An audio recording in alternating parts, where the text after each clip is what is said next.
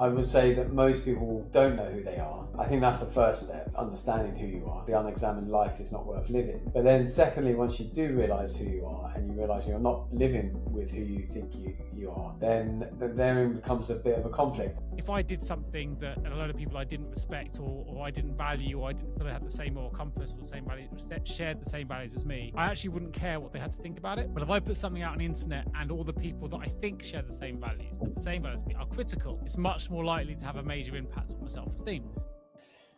Harry Welcome back, Kalymnios. buddy. Yeah, how you doing, buddy? Been a while. It has. You've been gallivanting around stateside, right? I have, mate. Yeah, I got back a little bit jet lagged, I'll be honest. Struggling with my sleep. First time I'm struggling with my sleep for some time, getting back into my circadian rhythm. And I'm It's off to hard. Orlando again on Saturday. So just as I get myself back into UK time and UK kilter, I'm going to be flying back off to have to do it all over again. So it's a little bit damaging on the body, I think, but Yeah, otherwise, the all jet good. lag is tough. I mean, I was showing someone the other day my Aura ring and the impact that jet lag had when I went to Bali and other places, and it's real. I mean, it just like you might even feel okay and feel good enough to do your work and everything else, but the body tells a different story usually. And Mate, it's going back definitely and real. forth like we're doing now, because you've been back, I guess you've been back a week, have you? Or Yeah, back a week. No, a little bit less than that. How long been back? I got back on. You know what? I'm losing track. It's less than a week, but okay, yeah, say 5 days, and I'm back off again. wow, So so really only 8 days here, and then you're yeah, I mean, I'm going to bed like 2 a.m. because I'm not tired and need to wake up for work. So it's kind of a oh bit of a man, dragging yourself up. My average sleep time is around 3.5 hours for the last 4 days. So I'm definitely starting oh, to feel it. And I've had to I go don't back know to how you. going back to medication, which I don't like to take, just to knock myself out. And then I'm going to be doing it all over again when I get out there. So yeah, it's definitely Yeah, an attack on the senses. yeah, it's hardly worth it when you're going out on Friday, but yeah, it's you need to get some sleep and then see. I mean, for me, when I've done that kind of travel where you're going from west to east, like you did, that's the hardest one. And I have dabbled with melatonin in that situation, but I found that I'm drowsy the next day and just not really like Yeah. fully there. But yeah, it's tricky. I mean, I guess I was talking to someone the other day. She was like wanting to shift weight, and I'm not a weight loss expert by any stretch. She's probably 47, had two kids in her 40s. Hormones are probably out of whack, perimenopause, a bunch of things like that. And she was saying, I'm running 3 times a week, and I'm like, you running like cardio has never been shown, from what I know, to be an effective way to lose weight. It's all going to be, I would say, strength training would be more like building muscle is a better way of losing weight than cardio, unless you're running, you know, 15 miles a day and doing Well, it things like depends that. what you're doing before. I mean, if you're going from sedentary lifestyle to running 3 times a week, that'll definitely help. You're still burning calories. You're still getting the metabolism fired up. You're getting fit. You're Well, getting yeah, but healthier. the But thing is, when you build muscle, I was trying to tell her, when you build muscle, muscle is using more calories than fat. And when you build more true. muscle, it's working for you 24/7. And so going for a half an hour run, 45-minute run, that's that 45 minutes. Maybe there's a little bit of an afterburn effect, but nothing like building muscle. So I was saying that, but then the reason I mentioned it is because I was talking about sleep and stress, and we were having a good old conversation about sleep, and I was saying how I basically live in the dark when I'm by myself, and even when my mum's around, we have like the special lights. So the point I'm saying all this is that it's really hard now because obviously sunset is at like 8:30, Yeah. and it's hard. But I think when you're jet lagged, it's really useful for me to preempt the darkness with the you know drawing the blinds even though it's light outside and putting the blue light blocking glasses on a bit earlier just to stimulate that tiredness, that onset of tiredness, which is really hard to get when you're jet lagged and it's summer when you get back. So Well, I read yeah. that hydration is one of the quickest ways to get over it. So I bought one of these. Look at that, 4 liters of water in one container, and Nice. hasn't helped my jet lag whatsoever. So I can't say it helps for jet lag at all, despite what I've read. However, you'll be impressed with me, Harry. I have managed to drink this entire thing for 4 days running now, which is an Wow. absolute. I've never had so much water in my life. Like, it's my body doesn't know what to do with itself. I played golf and went to the loo 5 times in one round. Well, I was going to This say, is is your pee now, not to give too much information to our audience, but is your clear pee for the clear first time now? in my life. I think, as you said, I've said this before. My wife can't look at me going to the loo. It's just it's too foul. So yeah, look, I've never bring to listeners in gone to the loo as many times in my life as I have now. So I'm now drinking. What's this? Just under 4 liters a day, Mm. which for me, it's probably what you do every day, right? But for me, that is a lot. That is an absolute lot, Yeah. and it does it by the hour. So I've got another, still got another, just 2 liters to go today. I'm supposed to have it all done really by 9 o'clock, but as you know, I eat a lot later than you, so I'll probably have it all done by about 10. But I Yeah. don't know. I know it. Like, I know water's good for you. I know hydration's good for you. All the science tells you it, but it's not good for jet. I'd say it does the opposite of helping jet lag because it makes me get up in the middle of the night and go to the loo again. Well, this is Like what an I was old going to man. say is when you're drinking the water, I think it's important, at least for me, to stop any liquids about 90 minutes before bed.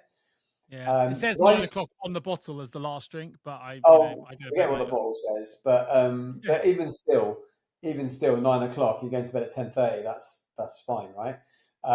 But yeah, I mean, I used to think that I had a problem waking up in the middle of the night, and sometimes I do still wake up, but I used to consistently get up about 3 o'clock in the morning and go to the loo. And recently, I've been a lot stricter with how I drink in that last hour before bed, and and then I don't have that need most of the time. And it's not unusual for people to wake up in the middle of the night. Sometimes people ask me in talks when I talk about sleep, and they're like, "Oh, I wake up in the middle of the night. Is it bad?" And I'm like, "It's not really bad. It's only bad if when you go to the loo or you do something, you're turning lights on and you're I agree um, because usually your body will wake you up in the. Actually, I could look at my details. It's probably true. It wakes you up in your light sleep cycle, and actually, if you do go to the loo, chances are you'll get back to the deep stage a little bit quicker yeah." because your body isn't worried about its bladder. So yeah, I mean, okay. for me, one of the things I think I've told you this before, but one of the things I love that I've got on my toilet is what they call like an illumi bowl. So it's like a light that shines in the bowl. So even if it's pitch black, it's motion sensitive. So as soon as I walk into the bathroom, or actually I've angled it so that it's not when I walk into the bathroom, but it's when I walk in front of the toilet. The red light, it has different colors, but you can fix it on one light, and I have it fixed on the red light. And so the red light comes on, and it doesn't blur your eyes. You can see what you're doing. You don't need to do a royal sit down wee in the middle of the night or whatever people do, or aim and miss for guys. That is. So I think that's been a game changer. A simple $10, $10, There you £10 go. device, Lumi and bowl. and that really works. But if you're turning on lights, or sometimes this is what my mom does, is we'll have like no lights on downstairs, or we'll have the blue light blocking light bulbs, and then when she goes up to brush her teeth, she like puts on the blaring light in the bathroom. I'm like, oh my god. And or the light to get up the stairs. So I'm like, oh, you don't want to do that. It's like a shock to the system. But for me, I would say if you're trying to get rid of the jet lag, and is to try and bring that onset of tiredness, because you're getting the sleep build up because you're only sleeping 3 hours a day. So you're getting the pressure wave is called. So the pressure wave is probably within you, and now the light dark cycle and circadian rhythm needs to be adjusted a little bit. So do you have blue Yeah. light blocking glasses? I don't think you ever No, got on. I do actually. I have them. I have them for my screen. I never wear them. I think I got a pair here. There you go. I'll put them on just for you. Blue light blockers, mate. There you go. Oh, they're not very good, dude. They're not They're not very going to good. do much. No, they're They not going to also do look anything. terrible. So they're not only that good, they also look bad. So what can you do? Yeah, they're not going to do anything. Just for our audience, I'll keep them on for a minute. So listen, how have Yeah, you been? I've been in Texas. I've been to San Antonio. I've been to Austin. I've been to Houston. I've been to the NASA's Mission Control, which was pretty awesome. Been to nice. Freeport. Travel back. I'm off to Orlando again on Friday. So I've been jet setting. I'm feeling a bit like Harry Kalymnios. He's usually the one What? that travels the world, mate. So how you been? Mate, all I've done since I've seen you is spend a week in Brighton, a week in London, and now back in Brighton, and then I'll be going back to London on Thursday, I think. So nothing as adventurous as you. I want to hear about all your trips though. Like San Antonio sounds cool. Yeah, I love Texas. Went stripping as well. I'm a big fan. Texas people, I think, are You went the where? Sorry. Dripping Springs. It's the wedding Oh, capital I of thought you know Texas. what I thought you said. What do you think? I thought you said I went stripping. Well, I did that That too. you... No, I didn't. Yeah, stripping. Yeah. No, Dripping no spring. such luck. But no, Dripping Springs is the wedding capital of Texas. We went there as well for a day. Listen, I loved it. I love the Texan people, Texans. They're just really friendly, down to earth. Actually, way more liberal than what I had assumed Mm. would be based on the propaganda we probably see over here. Really Yeah. liberal, really friendly. We had a great time, and at the We went to NASA. Austin as well, but you didn't manage to meet up with my friend, I don't think you said. I didn't, sadly, mate. It was literally all work, no play till the last 2 days. So I was hosting roundtables with clients in all the different cities, Oh, people I really? hadn't met. So sort of putting them together, meeting with people. So it was quite, a leap of faith for everyone that came, really, because everyone I'd never met before. I just reached Wow. out on LinkedIn and said, "Hey, look, I'm in town. We're in the same field. Do you want to come out for dinner?" And yeah, they said yes, and met up, had some great meals with people I'd never met, learned lots of new stories. Um, Met love some lovely people. I like being sociable, so I get energy from Yeah, that. So you're yeah, really although good with that and networking and meeting people. But you went with your family, right? So, but I you were did, trying to yeah. So they had a family. good chance. They sort of visited some of the what do you call it, like the American diners and stuff while I was at dinner. But we had some time together. We went to, as I say, went to the space station. Saw the huge rockets over in Well, Houston. not the space station, unless you had a really... Well, no, we didn't go out of space to the International Space Station. We went to Mission Control, though, the original Mission Control, and sat in the seats where the countdown was made as they walked on the moon. Oh, That was nice. quite cool. They replayed all the videos if it was in real time, and yeah, that was quite an experience, to be fair. And yeah, we had a great time. We played Squid Games and an interactive gaming thing as a family. That was quite fun. Had some I still nice haven't watched meals.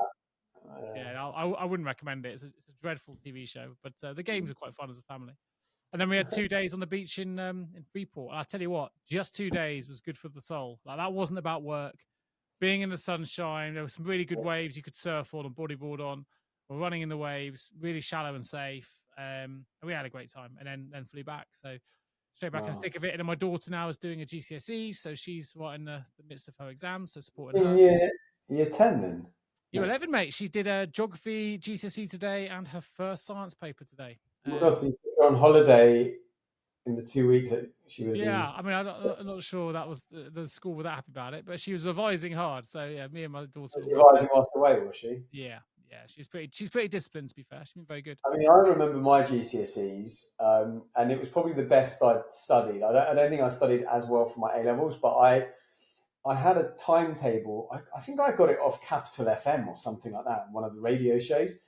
But it was just a simple timetable, and it ran from 9 till 9, and I was super strict with it. So I worked from 9 till 11, and then I had an hour break, and then I worked from 12, I think, till no, I must have done 12 till 2. I had another a 2 hour break, then 4 till 6, an hour break, and then 7 till 9. So I did 8 hours worth of work within the Nice, 12-hour block. And then every 25 minutes, so Pomodoro technique, every 25 minutes, I went downstairs and shot a few basketball hoops.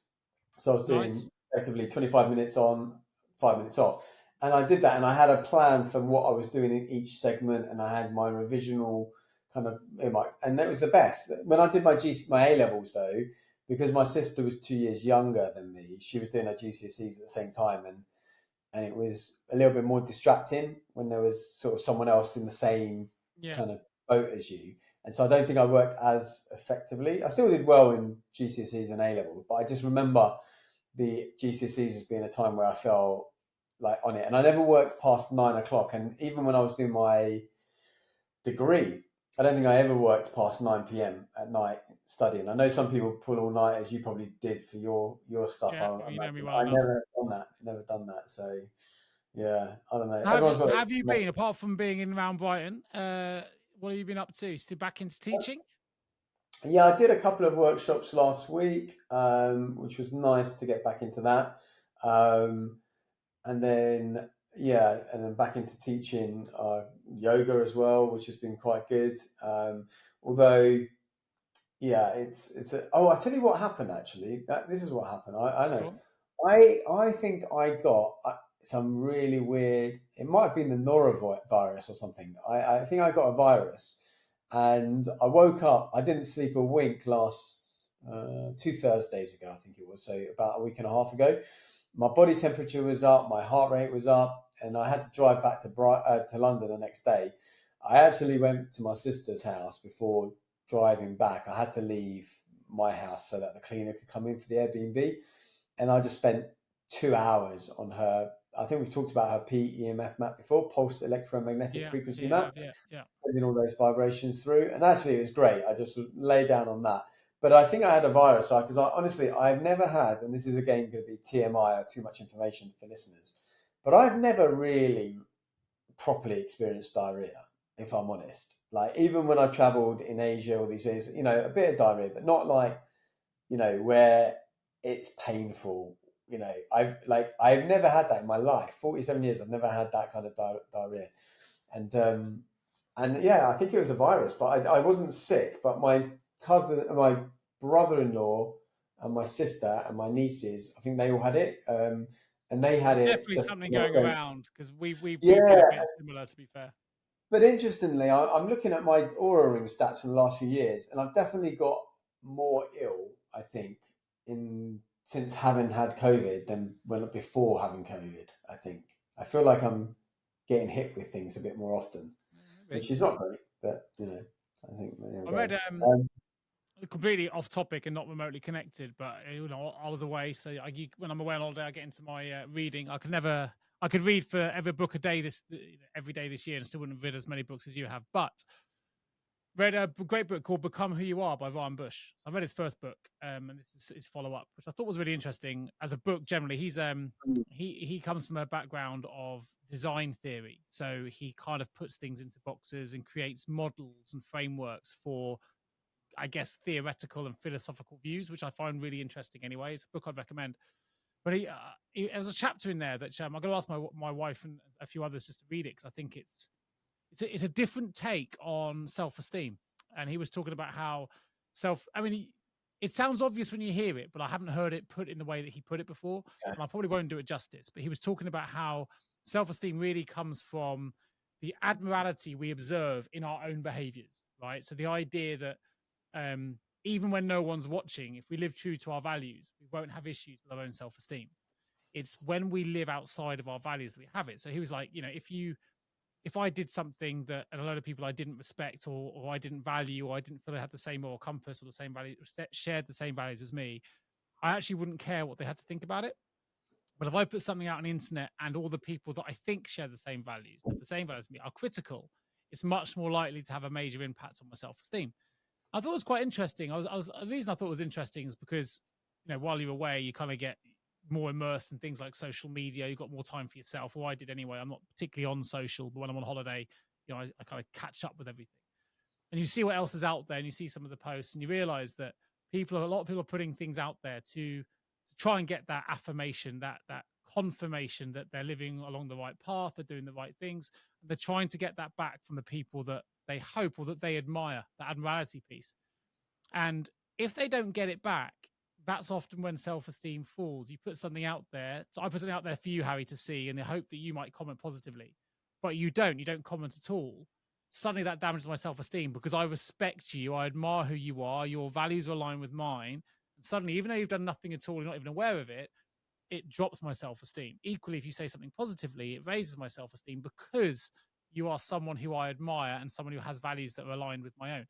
But he takes it to a level further to talk about self-esteem and the fact that a lot of people live outside of which is, again, this stuff's quite obvious, but a lot of people live outside of their own values. They try and become or try and be a version of themselves they think they should be rather than who they are. Hence the book, Become Who You Are.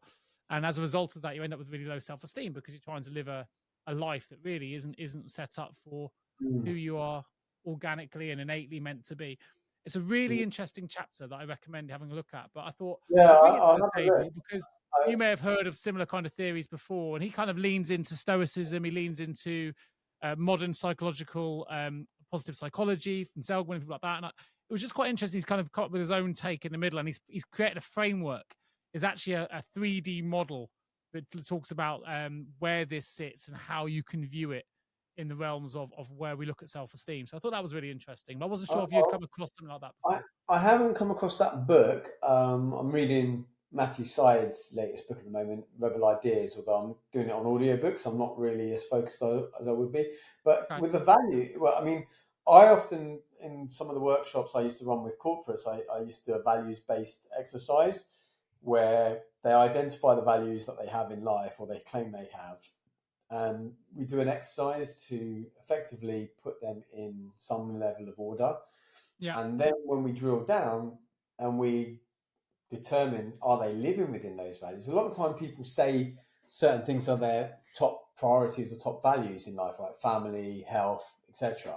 But when you drill down into what they're doing with their time, their 24 hours a day, it's going to be something different, right? It's going to be work, it's going to be something else. And that's when you're not living in alignment with your values. You're either lying about your values or unaware you're lying about your values, or you're telling the truth about your values, but yet you're not living to those values, which creates a conflict within yourself. And I don't normally describe it as self-esteem, but yeah, it's a similar thing. The thing I would say with self-esteem, when you were talking earlier, um, I often think that I often say to people, when you make a promise and you break a promise or you break your word to to anyone, but Yeah. really you're breaking it to yourself.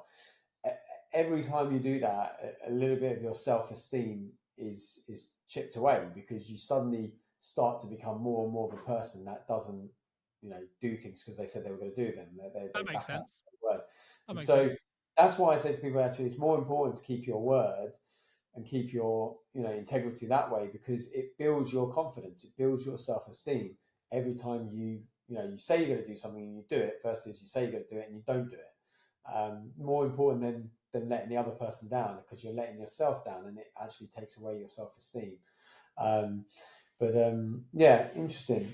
But also we have different self-esteem and self-concepts and self-ideals, as I call them, in different areas of our life, right? So you might have a very high self-esteem when it comes to running triathlons, but then very low when it comes to playing golf, for I've example. lost you, Harry. Don't know if you can still hear me, bud. So it's kind of Go on. context specific as well, I would say. Your self-esteem. I think you'd enjoy it because you're a scientist as well, and you see things slightly differently.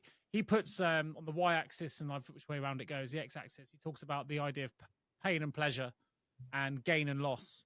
And obviously, we talked about eudaimonia, which I think you hadn't heard of before, which is this Mm, stoic sort of dimension of happiness, which is the ancient thinkers about where we are exercising in our lives, in our deepest form of happiness. It's closely linked with nature, those kind of things.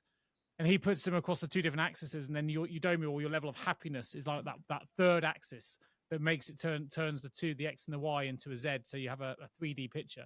And it's really mm, interesting because we're always negotiating a level of gain, a level of loss, a level of pain, a level of pleasure in our lives, which means that mountain, that 3D image, is always changing. And as you said, if you break a promise, then you're going to be in a different space. It's going to change your level of eudaimonia, your level of happiness as a result. And I just thought it was he talks a lot about virtues and what our mm. understanding what our virtues are and living within our virtues, which I guess Yeah, is similar to what definitely. you That's a Benjamin Franklin thing, for yeah, sure. yeah, yeah. No, no, Yeah, no, I no. mean, That's fine. There's a whole chapter on virtues in there, but if the closer we are to our natural virtues, the way that we view the world, our values, the more eudaimonia we can experience, the more happiness we can yeah, it's about experience. living in alignment with your own moral compass at the end of the day, and Exactly. Yeah. being, like he says, being who you are. And I think the challenge is twofold. One, I would say that most people don't know who they are. I think that's the first step, understanding who you are. As Socrates says, the unexamined life is not worth living. But then, secondly, once you do realize who you are and you realize you're not living with who you think you are, then therein becomes a bit of a conflict. I noticed this, I think I mentioned it when I was traveling as well, that sometimes it reignites me because I have conversations with people about the work I do or my books or Yeah. my philosophies. And then I realized, this is what lights me up when I speak to people. And even a couple of days ago, when I was talking to my sister's friends about different things, but she was after weight loss stuff, and I was talking to her husband about some oxygen stuff that he uses oxygen. Actually, I'm trying to sell some oxygen that I've got. I bought some oxygen for my dad years ago, little canisters. I don't know if you've Yeah. come across them. And we were having a conversation. It turns out he actually uses it on a daily basis. He's an entrepreneur, and he actually runs this quite interesting startup, which means you can buy and trade and hold gold, but like use it on a credit card. So your credit card is a gold value. So one day you might have £100 in there, the next day you might have £105 in there, sort of thing. But you can spend it like you would like Okay. contactless anywhere. Yeah. And anyway, stressful job, etc., etc. And he goes that around about 3 o'clock when he's having a bit of a dip, sometimes he has these oxygen canisters. So I was like, perfect. So I've got 6 unopened ones that I want to offload. If I was training on the level of training that you're doing, I'd probably use them myself. But he's up for them. But anyway, I was having conversations with the two of them about all sorts of things, health related and everything else. And it brings me joy when I talk to people, especially when they're interested. So many times I think I've become, especially the last few years, when I first started off down this path, I would tell anyone and everyone that would listen. Then you realize that people just generally get fed up with you or don't want to listen to what you've got to say. And so I wait until that is solicited from people. Sure. People have got to be And ready to listen as well, haven't they? They've got to be yeah, open-minded. exactly. People, and it's so nice to be able to sort of talk to people who are a bit more not open-minded, but yeah, open-minded, I guess, to some degree, and open to exploring, hearing from, oh, what's a PEMF, Matt, and what's this, and yeah, and I do this, and tell me about these aura rings. She was keen on the aura ring. She goes, is that an aura ring, and everything. So yeah, and that brings me joy when I start to talk to people about, I guess, expertise that I've That's what brings accumulated. us to this podcast every time, right? We get to Yeah, talk about, your zone of genius and what gets you yeah, excited. And you and me both really. By the way, if you haven't read his first book, you don't need to. I would recommend you don't actually need the first book. The first book's called Psychotecture, which is kind of his way of mixing psychotherapy and psychology with architecture, and he's kind of the framework element of it. But the second book, Become Who You Are, is much better. But I thought it was interesting because of the self-esteem piece. If you get advice, often they even professionals in this space will recommend kind of praising achievements and external validation element. But really, whether it's reading a book to get there, whether it's you and I talking about Mindful Past, we kind of all know that true self-esteem comes from within, right? It's about that internal satisfaction, which is why if you break that promise, as you mentioned, you're really breaking the promise to yourself, not just to the individual that you created it for. And then we can be upset with ourselves if we act outside of our values. If we say something to someone we love that you don't really mean, and it's in the heat of the moment, or we know when we're in alignment and when we're not. And it was just nothing necessarily that's breaking ground, but sometimes there's a great saying that says we often teach the things we most need to learn. So although we know this stuff, we've studied this stuff, it's good to have it reinforced by reading it again and seeing a different perspective. So that was my holiday reading, and I really enjoyed it, and I would definitely recommend the book. All right. Well, I'll look into that. I think I need to go back to reading words, because when I go on these audiobooks, I don't grasp it in the same way. No, As your when mind switches off though, right? You get lazy, you start concentrating on other yeah, things. yeah, It was go back to Stoicism. Marcus Aurelius, who practiced what he calls strategic disengagement. I think that's what he called it. The idea of stepping back to see more clearly. So, he was a founder of Stoicism really in many of his teachings. And you think, okay, mm, even though he had a lot of the answers and saw the world in a really interesting way, even he practiced strategic disengagement, just stepping back from what his own thought processes to reevaluate them and assess them and to see if he can see them more clearly. I don't think we always do that enough. I think reading that book for me, even though we're on this show talking about mindfulness and techniques and practices and all sorts every single week, actually to hear it from someone else and step back and reevaluate my own mm, thought patterns and processes, because I am often in a chronic state of relative, as the doctor would call it, entrepreneurial stress because of the way that I mm, live my life. It was quite nice to have that opportunity to reflect back what yeah. I was reading from someone else's view who never met me. So I found it really therapeutic, really, really helpful. Yeah, we often need to relearn what we already know, and hearing different messages or the same message through different messengers in different ways Yeah. sometimes lands. And I think I've told the story before where I think I'd heard something 100 times, and then it clicked one day. And I think I've told the story about, walking down the street and it being a bit of a cloudy day, and me thinking, oh, what a miserable day, and then realizing it's not a miserable day. The day doesn't have feelings, and actually we create the feeling that we want within us, which is always a difficult one for people to grasp, because they say, well, that person did that and they upset me. It's like, well, actually, no, they did that and you created upset within yourself. You can't normally tell Yeah. people that when they're in the midst of losing it, but we are creating the emotion. We're creating that based on what we've interpreted they've done or said or whatever else. And when I realized that, I'd heard the same thing 100 times before, so I knew it intellectually, but for some reason it just dropped that day. And so I often think that for me, I need to hear things 20, 30, 100 times, maybe more, right? You think about how many times you have to tell your children something. You telling them for 16, 18 years the same thing, they'll believe it, good or bad. Well, I mean, So I love it was the Michael Neal quote that says, every feeling lives in the shadow of a thought, right? And I thought that really hit home for me. But then I read Sydney Banks, who put it in a different way, and he said, "You live in the." I say this because you're walking down the street talking about when it's raining, and yeah. he said, "You live in the feeling of your. You live in the feeling of your thinking, not your circumstances." Mm. So what you were feeling in that moment is what dictated what you're thinking in that moment dictated your feeling. It's not a very nice day. It's miserable. Blah, blah, blah. Not necessarily your circumstances. So if you change your thinking around your circumstances, you can change how you feel about it. Yeah. And the beautiful thing here is you don't need to change the weather to change your thinking or to change your feeling. You don't need to change the world to change your thinking. This is all within our limits and No, of yeah, self exactly. control. And it's sometimes we need to think back on that because we all have good, the idea of good days and bad days. And I'll go back to again, your day does Yeah, not dictate your mood dictates your day, which is another great mantra. And it's absolutely. true. And how you set it up, I mean, for me, the biggest realization, I don't think we've done a full-on episode on, well, we've talked about morning rituals and evening rituals a bit, I guess. But for me, the biggest thing was realizing that the three things that dictate your mood or state, which is what you pay attention to, the meaning or language you assign to what you pay attention to, and the physical actions you take. Once I understood that on a deep level, it meant that I could wake up on the right side of the bed every day. And what I mean by that is not that I'm waking up feeling a certain way, it's that I'm putting things in place in that first half an hour of my day that will then lead me to feel better. I know if I want to feel good, getting up, meditating or doing some breath work, getting on the rebounder, writing a bit of gratitude, all of that will make me feel a certain way. Whereas if I get online straight away and I don't exercise, then I'm going to feel like a But totally even different. but even that routine, right? You still have to have the power of thought to.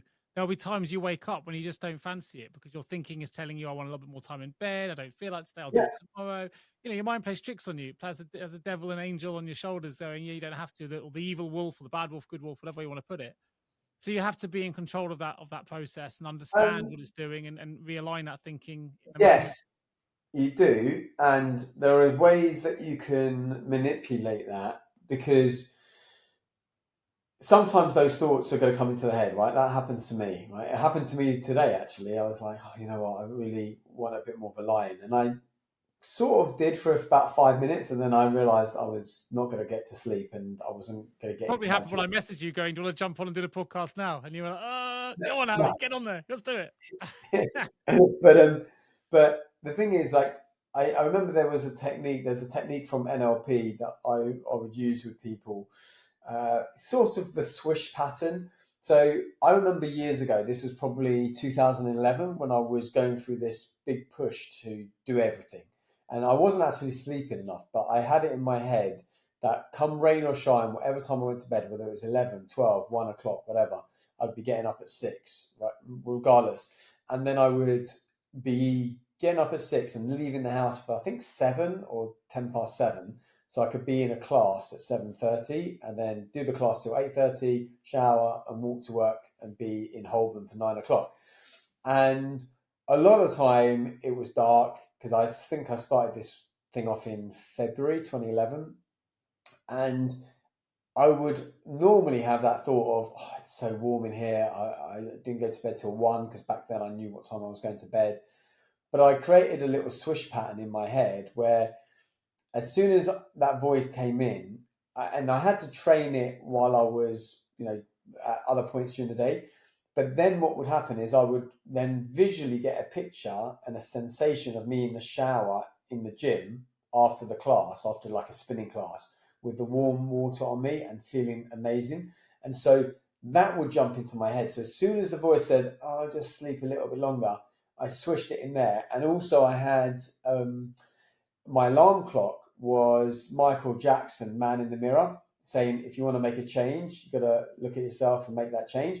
And I would see myself in the mirror of my hallway with my big winter coat on, because I think it talks about having a winter coat on in that song. I'm not sure, and putting the collar up like this, and I would see that while I was still in bed, and that obviously back then it was the beginning of my catalyst year of change where I made hundreds of changes and realized all this amazing stuff. And so I was determined to make a go of it. And so whether I went to bed at 1 or 2 in the morning, I'd be up at 6. I'd see myself with a winter coat on, putting that on. I'd visualize myself in the shower. And that's what would snap into my head. And it really worked. See, I don't know if it's NLP, but I know you're a Rocky fan. Oh, yeah. So I was talking. I've started a little regime with my son. We're doing some kind of the football season's just finished. I've just had a training session, hence my Exmouth Town top on at the minute for this recording. But me and Leo are doing some fitness stuff, and it was like a good question. I don't know if it's NLP, but I said to him, if you want to be motivated, what's your movie? Like, how does it end? What's your story like? Because they're the kind of things where you don't want to do something. Is that the story you want your life to be like? Like, what's the movie? Get the sound going, a bit like you had the Man in the Mirror, whatever the song was you mentioned. It's like, yeah, you want to get that Rocky music. You want to feel like the protagonist in that movie. If you do, you know what? You got to get in the gym. You got to do the work if that's your story, and you got otherwise it's not going to end how you want it to end, right? So, how do you want your movie to finish? And these are good questions we can ask ourselves, but also questions we can ask our friends and family to ask of us as well. But also using, even beyond the questions, it's like using those things, because people, this is what irritates me, and you know me, and lots of my friends will say, Harry, you're really disciplined, right? You really got strong willpower. And I mean, you are. That kind of irritates me in a way, but I don't think it's that. I don't think it's that. I think a lot of the time it's about putting the right things into place. So talking about Rocky, often I don't want to put my phone on for music in the morning onto Amazon, because then you get distracted. Well, I've marked it, but you're frozen. Oh, I've lost you for a second.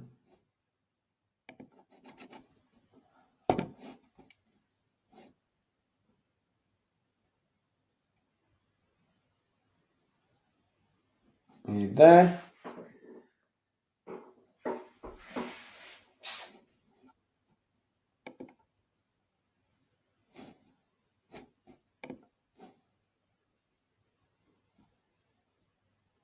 Can you hear me, buddy? Yeah, I got it, mate. Sorry, I've just moved room. We're going to Mark, and we'll go back in. Yeah, cool. Oh, man. Okay. So, what I was saying is that normally when I'm listening to music in the morning, I try not to turn my phone on properly. And so I have a playlist already there recorded to get me into the mood. And the playlist is the Rocky IV soundtrack. So I have exactly that playlist on to listen to that, because otherwise I don't feel motivated. And I was watching something I follow a bunch of these accounts on Instagram, and it's usually about something to do with the 80s. And one of the clips was saying, when my kid asked me what motivated us back in the 80s, and it was showing like the Rocky IV montage or something like that. And I was thinking, I don't know if we have things like that these days for kids. What would you motivate them with current movies? I don't know, but not really. I think a lot of people are still into the superheroes, the Iron Mans and the Captain Americas and stuff. I mean, Leo isn't, but I think a lot of kids still are. So I think that's an opportunity. I think otherwise it's YouTube clips, isn't it? It's whatever Mr. Beast is doing, or finding a I think we need more we need more Arnie and Sylvester Stallone type. Mate, You I know, agree. I'm agree, but we're 80s children, right? That's what we were born up on. Thought it was quite interesting. I was thinking while you were struggling with your connection issues, there was a quote which I managed to find, and you were talking about having pictures in your mind. You know, pictures of putting a coat on, pictures of being in the shower, and it was a Sydney Banks quote. Of course, it is. I love Sydney Banks, but I knew there was something he'd said, and I thought it was quite powerful. He said, so it's not mine, but he said, "We think the mind is a camera accurately recording everything we see. But in reality, it's more like a projector. It projects our thoughts onto a screen of our consciousness, and we then experience this creativity of the world through our senses." Well, that was quite powerful. That kind of links to what you were saying as well, I think. You know, it's not just our thinking patterns and the images, it's then linking that to our senses and treating it, because sometimes those images can trick us as well. We've got to experience the creativity of the world through all yeah. of our senses. Well, I often think the quote of it's not that you believe what you see; it's that you see what you believe, and we are creating our own experience, our own uh, personal reality. As who's the guy that talks about personality being your personal reality, which I quite like the idea of. I can't remember the guy's name that talks about it. Oh, Joe Dispenza. Joe Dispenza. Are you familiar with him? You must I'm be. not. I like the idea of the quote you mentioned though. You believe what Joe you believe Dispenza what you see. is he's got I think a book called Supernatural. He's got a bunch of books. I think he was one of the guys that was in The Secret, and he everyone I've met who's been on one of his 4-day meditation-y type big things say how life changing it is. Okay. I have never. I've listened to him once or twice live at events, and I never quite got on with him. And when I've listened to probably many podcasts, and I've actually got his book, I think his book is something about undoing or becoming you as well. It was a very similar title. It was undoing yourself or something like that. Yeah. But I struggle to. His ideas are great, but for some reason I struggle to really. Listening to your intuition, mate. Something in your intuition isn't aligning with your virtues. Something's not, but I am very tempted to go on one of his live, like 4-day events, because people from all sorts of people that I've met have always said how amazing it has been. Definitely look into his stuff. Look into I will. I will. his interviews if you ever see any podcast interviews with him, because he does talk about a lot of the healing stuff that they do in those events. But he is big on the whole your perception is your reality and all of this. I And mean, the only limits we have are the ones we make for ourselves, right? And yeah, that's we confine ourselves but it's, I all mean, the time. Einstein said this as well. What did he say? Oh, yeah, this was it.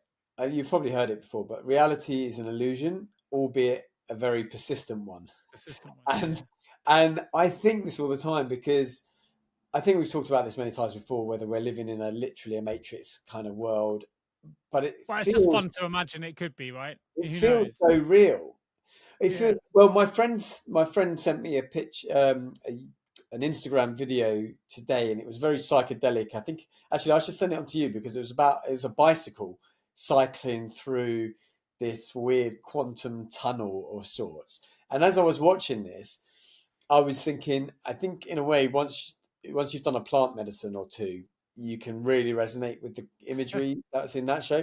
Because I've spoken briefly, I think, about the booth experiences I had in Colombia, but that was really transcending this reality, and I did almost come back from that in a bit of a shell shock state, and it was almost like Neo in the Matrix, where you've gone out and then you've come back in, and the guy that's double crossing them, and Yeah, he yeah, yeah, wants to yeah. go back. It's kind of a bit like that, where you've gone out of this space into another realm, and you come back and you remember both this and the other one, and eventually this becomes more reality, and the other one becomes more of a dream, and you don't kind of know I whether mean, it's real in the first place or not. without getting too sidelined into a whole different subject, it's a bit like AI, right? In the year of singularity, the period of singularity, which they predict, I think, to be 2049, when a AI becomes 1 billion times smarter than the smartest human, which means that our perceptions of the world no longer exist in terms of what AI will do because it's out. It's just too clever. We can't predict it at that point. Yeah. I think that's quite interesting. We're almost moving into a world of the matrix where even zeros and ones in the old coding and computing, we're now going into quantum computing, which is done again based on a whole different level of technical capability and code. And it's crazy. We almost feel like we're moving into an era of the matrix. Whether we were there before, maybe AI will discover that for us. But Yeah. Yeah, certainly, it's we can't comprehend it. I rewatched that movie Lucy a couple of months ago. I don't know if you've I seen know it. the movie Lucy. Yeah, yeah. I never got on with it the first time, and even the second time, it was a short movie, 90 minutes, which is always a bit of a telltale sign. But I really find the concepts interesting, and just the fact that we really can't comprehend beyond our comprehension. Right? We can't. No, Like I often say, when Steve Jobs brought out the iPad, that kind of device was never in my consciousness. It was never like so often with goal setting. I say to people, if you can imagine the goal, then there's some level subconsciously that you know how to achieve that goal. I don't know if But you've seen. There's a link going around of future things. So the idea being, I don't. I remember seeing this on Tomorrow's World. You remember that? Or I think it was all the yeah, gadget. It wasn't I the gadget. love It that was sure it show. was Tomorrow's World.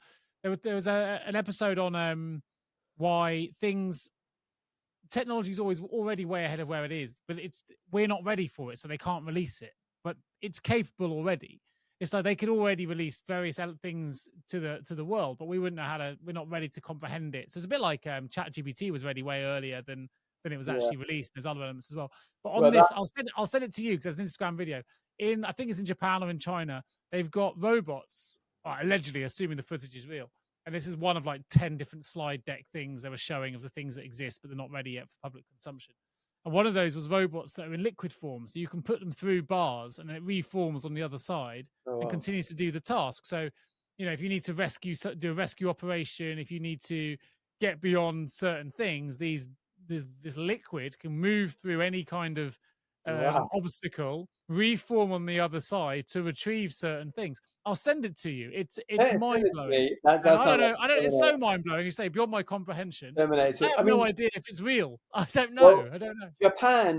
Japan for me was always 10 years ahead.